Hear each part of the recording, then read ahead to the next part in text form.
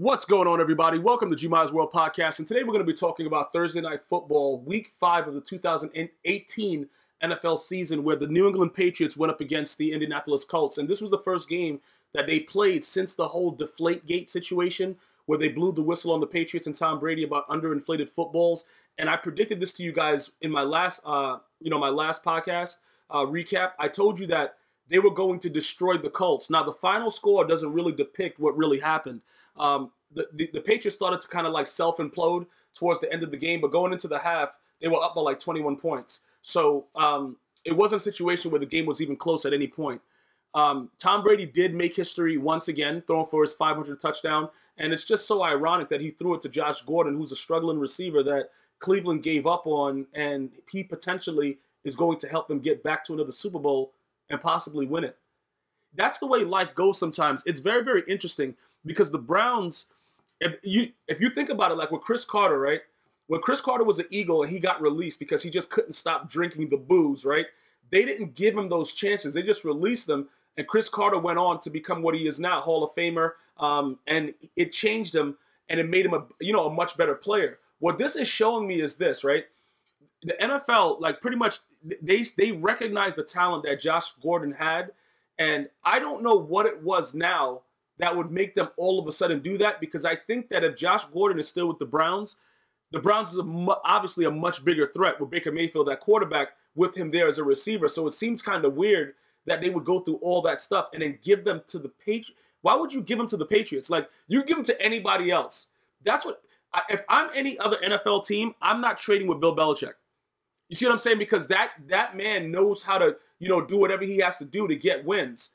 I don't know why you would trade anyone of that caliber that has a little bit of that stuff left in him, because I understand it.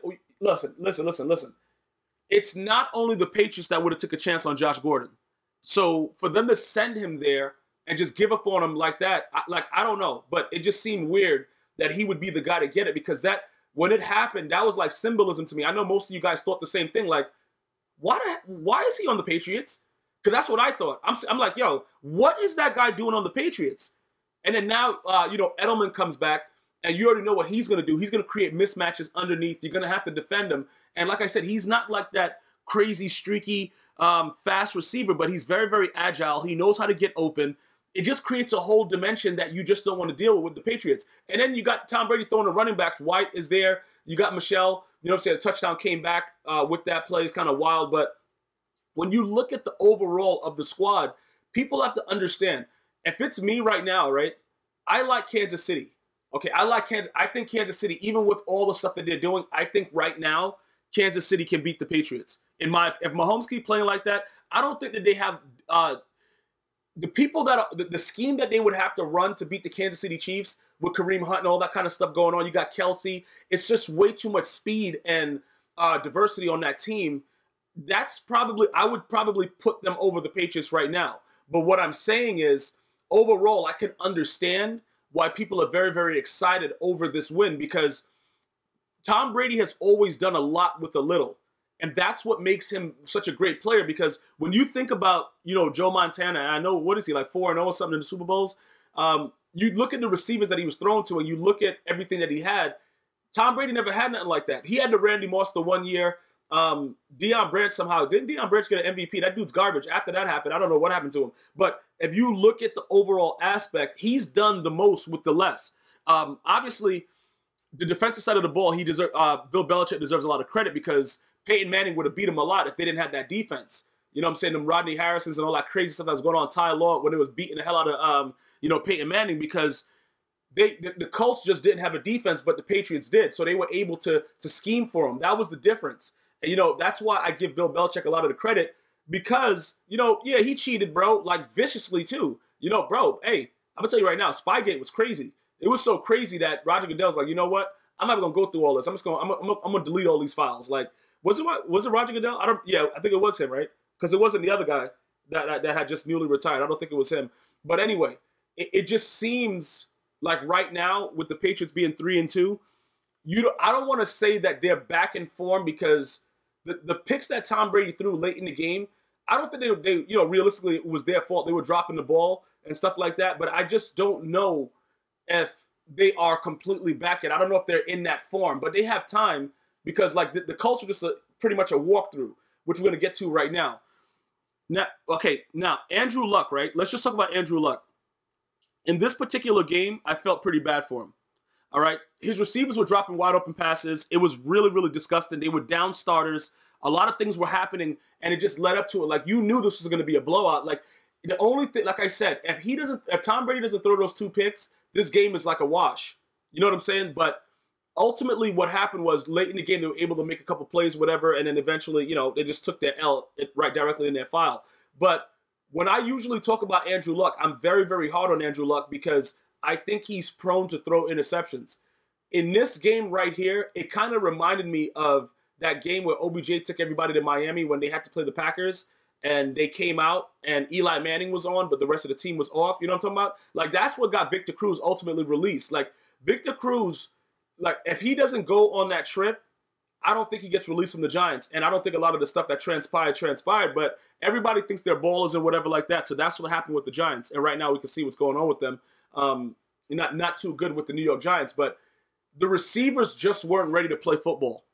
And it's disgusting to me that these athletes, you get prepared for a game, right? This is what happens. You go through all these trainings, the meetings, all the stuff like that. You go to the practices, and then you come out and you do that. When you know your team is depleted. That's what the interesting thing is, because the game could have been a lot closer if dudes were catching the ball. You know what I'm saying? Like, some of the scores that they got in garbage time, you're like, I don't care about those garbage time scores, unless it's like fantasy, you're doing FanDuel or whatever. But I don't like when it's like the situation is already geared up for you to lose, and then your teammates, in addition to that, also suck. And every single wide receiver, tight end, like even Ebron at the end, like, these dudes are garbage, man. These dudes are garbage. I'm going to tell you right now, these dudes suck. And at the end of the day, Andrew Luck is going to throw picks, but when he comes out and he plays on like this, if he could play like this and get receivers to catch the ball, the Colts can be a dangerous team eventually. Okay, you know what I'm saying? Like, if you give him some weapons that can actually catch, I was able to see that yesterday. It's like, yo, hold on. This dude always throwing picks, but hold on, he could actually play. Like, bro, what is this guy doing? And you got to remember, he was hurt and all that stuff like that. He took some time off. He's getting himself back in. Maybe he has toned himself down to make smarter decisions. That could be something that's actually happening right before our eyes. Because like I said, when he has, like, a lot of the guys, like his main guys didn't play, T.Y. Hilton, these guys, that dudes are not out there, right? So when you're thinking about it along those lines, once he gets someone that can actually catch the ball, the Colts, this is the thing, man. The NFL is like really, really weird, because what this showed me was I can't really write the Colts off the way that I was trying to write them off at the beginning of the year. I can't do that anymore, because it might turn out that these guys are able to win games and upsets against teams that are favored. You see what I'm saying? Because let's just say, for instance, let's just throw it out there. Say Andrew Luck played exactly like he played Thursday Night Football in any other game, and the receivers actually catch the ball, and they're not terrible receivers like they were during Thursday Night Football. This team can win some games. And remember, they're scheming. When you're going up against a Bill Belichick defense, they're scheming for your weaknesses. So they're betting that he's going to make bad decisions, and he's dotting out there. So this is a very, very, it was very insightful for me to see it, because I don't think I've ever seen him play this well, to be honest with you, to really target and hit the receiver and they just drop the ball. I don't think I've ever seen Andrew Luck be that accurate.